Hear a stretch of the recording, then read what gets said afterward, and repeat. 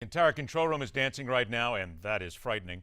Hold on to your wallets, break out the bank books, check those stock tickers. Time for the latest from Wall Street and what we need to know in order to make us all filthy rich.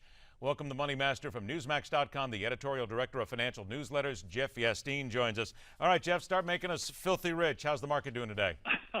Well, it was doing better and appears to be recovering a bit. You know, the market was up about 60, 70 points. And then, we had the news regarding Ukraine and Russia, and then we saw a very sharp knee-jerk reaction through the noon hour. Appears to be recovering so far. We already have the Nasdaq back in positive territory. Dow's down about 52 points right now. What was the news from Ukraine and Russia specifically, just to make sure that everybody's aware? The material I just happened to glance at it just a short time ago was the Ukraine, from what I read, had attacked a Russian, some sort of Russian situation there that everybody seemed to fear the worst, and perhaps there's less to it than meets the eye. I'm not sure at this point. I believe that was one of the convoys, actually. Let's go ahead and check in on that. But that just goes to show, and I mean, I don't think Americans sometimes understand, markets doing very well, and all of a sudden something like that, which seems rather inconsequential, simply because it involves a tough area of the world where there's a lot of things coming out, conflict, Russia, the money that they have involved, certainly all the different financials that we talk about with regard to Vladimir Putin and his country. A little thing like that shakes the market pretty heavy in some instances, doesn't it? It really does. And in some ways, we have to also keep in mind, this is the season when we see these sorts of, we see knee-jerk reactions. Chances are a situation like this, if it had occurred in, say, November or January, February, when the market is typically and historically stronger, you probably wouldn't have seen this much of a knee-jerk reaction. Whether it continues or not, we don't know yet. But it shows that August, September, October is definitely a time where there are always, there are big concerns out there. All right, news coming out today. U.S. factory output rose for the 6th consecutive month in July.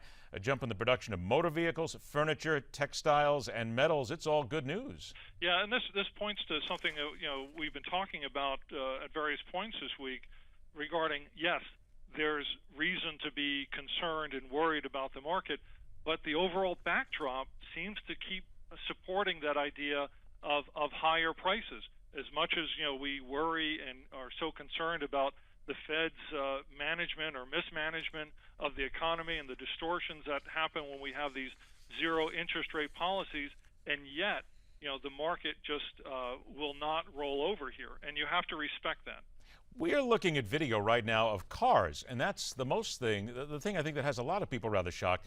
10%, 10.1% last month, largest increase since July of 2009, and that's in the middle of all the different problems that GM and other manufacturers have had. People are still buying cars in record numbers. They are, and also, as people feel like the economy is improving here, and even though there's a lot of long-term joblessness still, there's some improvement in the job data.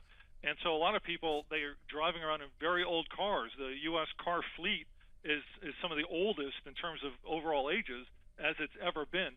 And people are taking this opportunity to trade up, because you can only keep a car, even a really good one, going for so long. I'm thinking about mine as well as next year comes around. Jeff Yastine, always a pleasure, my friend, the Money Master. Have a great weekend, and we'll check with you again on Monday. Thanks, Ed. Appreciate it. All right, there we go. Time to get all the money out of the way. Everybody's feeling good right now.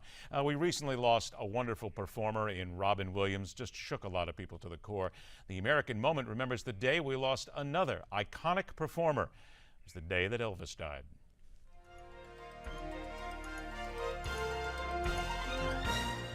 August 16, 1977 is a date forever remembered by music lovers throughout the world as the day the King died. Born a twin on January 8, 1935 in Tupelo, Mississippi, Elvis Aaron Presley's twin brother Jesse died at birth, leaving the future entertainment legend to grow up a single child.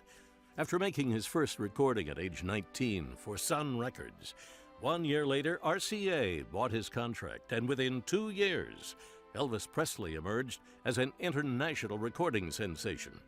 But at age 22, young Elvis was drafted into the Army. He declined special service status and trained alongside regular soldiers at Fort Hood before joining the Army's 3rd Armored Division in Germany. After 2 years of service, and meeting his wife Priscilla, Sergeant Elvis Presley returned to civilian life and went on to star in 33 films and break records for his television specials and appearances. But concerts were always his first love. It's my favorite part of the business, is a live concert. 80,000 people lined the streets as a parade of white limousines made their way to Graceland to pay their final respects. Today, Graceland remains the second most visited home in America after the White House. You're watching An American Moment on Newsmax TV.